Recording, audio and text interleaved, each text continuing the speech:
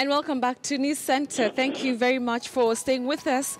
We have another update for you from the ground, this time around coming in from Nyeri, and I want to bring in my colleague Raquel Muigai. She has been focusing on what EACC has been doing there. They've had a workshop since yesterday in which the Chief Justice David Maraga opened officially. Raquel, what can you tell us right now? I understand that you're in Karatina. What details do you have for us? Apparently, Betty, here in the fight against corruption by the Ethics and Anti-Corruption Commission, EACC, today they will be handing over 2 parcels of land to the Madera police headquarters here in Karatina, Nyeri County. This said parcels of land are said to have been grabbed from this police headquarters and used by other probably private developers. And therefore, the estimated worth of these 2 parcels of land is 1.2 million at one and the other at around 2 million shillings, which as they now get handed over back to the police headquarters will be used for to try and create probably good housing facilities for these police officers that work within this particular area, as well as also improve the parking and the conditions. However, this will only come as a relief to this police headquarters here and the police working here, given that there are also around 5 parcels of land that are supposed to be returned to this facility or to this police headquarters here in Madera. And therefore, as the EACC gets to do that, probably in the time coming ahead, probably they will also get to improve the housing, given that the kind of scenario that we've seen passing just across this area, giving us a spot check on, getting a spot check on this area and how the housing facilities are. It's actually in dire condition.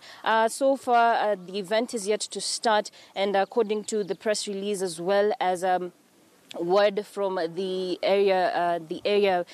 police from this area is that the Inspector General of Police, Joseph Boynet, is expected to be here. That is when the EACC will be able to hand those particular documents of those 2 parcels of land to him, and then he will be able also to hand those 2 documents to the police here in Madera. But so far, he has not yet been able to arrive here. But once the session begins, we'll be able to give you more updates on what exactly to expect. But from the workshop that we were able to attend yesterday about EACC fighting corruption, this appears to be probably one of the major steps that they've been able to do since that workshop began, as it's supposed to also run until the 12th of this month. Betty. All right, let me ask you, Raquel, it's the same conversation that we had yesterday, and of course we were anticipating what different strategy, with EACC, of course, use or, of course, put into consideration when they're dealing with cases like the ones that you've just mentioned. And maybe you could just highlight some of the things that the CJ spoke about. He spoke about, politicians sometimes having a hand, in some of these cases to do with corruption. What more did he say about how they'll handle these corruption cases moving forward?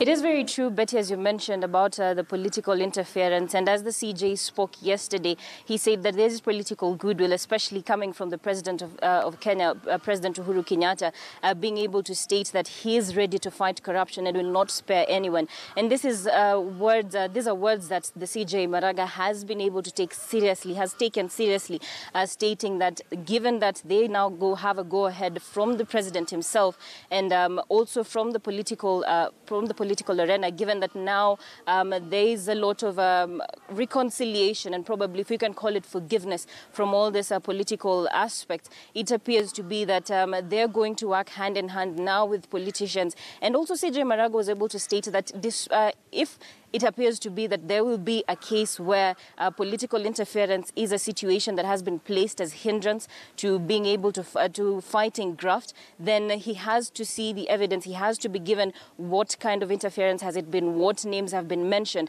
just to be able to move, forward and be able to fight all these corruption cases that have been there. He also mentioned the kind of disconnect that there is between the Office of the Director of Public Prosecution as well as the EACC as well as the judiciary, stating that most times when cases are brought forth to the courts, the EACC has to go back and get enough evidence. And now all this boils down back to the Office of the Director of the Public Prosecution, where they say that the evidence was probably interfered with, or they do not have enough evidence, or they need more time.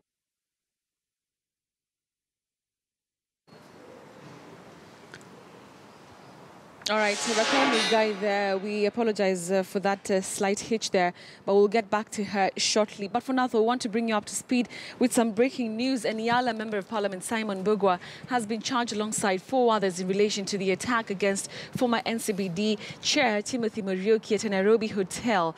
Mbugua and his co-accused face charges of robbery with violence. Mbugua was questioned by the police yesterday. The 4 are said to have robbed Muriuki of 100,000 shillings and immediately after injured him. They have denied the charges and are at this moment making an application to be released on bail. I can just take that again, some breaking news coming in, and the Iyala Member of Parliament Simon Mbugua has been charged alongside 4 others in relation to the attack against former NCPD Chair Timothy Muriuki at a Nairobi hotel. Mbugua and his co-accused face charges of robbery with violence. Mbugua was questioned by the police yesterday.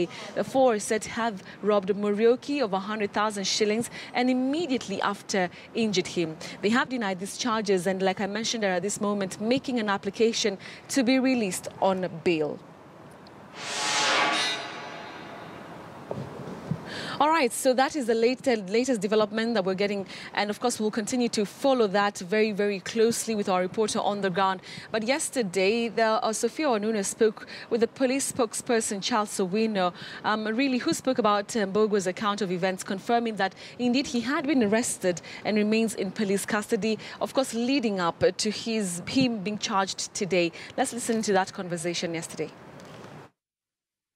So earlier today, we saw reports from a section of the media that Simon Mbugua, the Yala MP, had been arrested in connection with the 4 goons that we saw assault the ex-NCBDA boss. Was he arrested? Because later, when I was with him, I interviewed him and he said, yes, he gave a statement. After our interview, he was whisked away. Please give us a status update.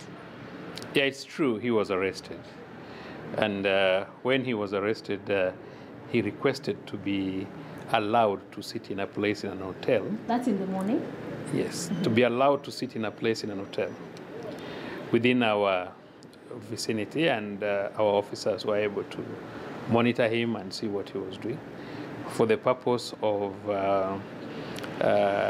getting the rest, some of the people who had been accused of the same. And that was done on his request. So let me get this straight to clarify for our viewers. You got him in the morning. Under interrogation, he offered to go to a restaurant and call the individuals that assaulted Mr. Muriuki. And wait for them. And wait for them there. He got to that hotel. When I called him, he was at the hotel. I found him there with the Nairobi governor. So these individuals did not show up. And while I was interviewing the Nairobi governor, you then whisked him away. So where is he now? He's with the police. What is the intention? Now that he did not, according to you, fulfill his end of the bargain, what now? The issue is not filling end of bargain. There was no bargain to it. The thing is that... You accepted his request to go yes, bring because it was important for us to have all of them. And he said he was with them. He was waiting for them to come. So we only felt it was proper to be decent and allow him to wait for them so that we could have him. So when they were not coming, and it was getting late, we decided to take him to the right place. Is he being charged? If so, with what? Definitely he will be charged. With what? With what we are sorting him for. The allegation we've heard is that he's the one who released or sanctioned this man to attack Mr. Muriuki. Is that the charge you're also investigating? It's not proper for me to discuss evidence and facts that will be discussed in court. Okay. It's not appropriate. I don't think that is right. There was outrage when this incident happened, that broad daylight, media were there, assaulting Mr. Muriuki, threatening to push him into the swimming pool. And many are like, how is this happening in Nairobi, in Kenya, in broad daylight? What do you tell people?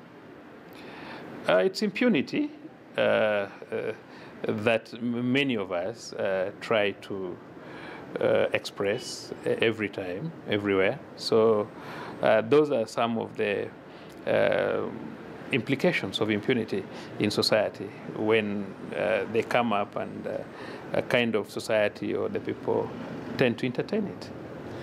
Has anyone come out to offer information on this man, because the police have said they'll give money to anyone who gives any information that could lead to their arrest? The men are known. I don't think we need much information. We'll arrest them.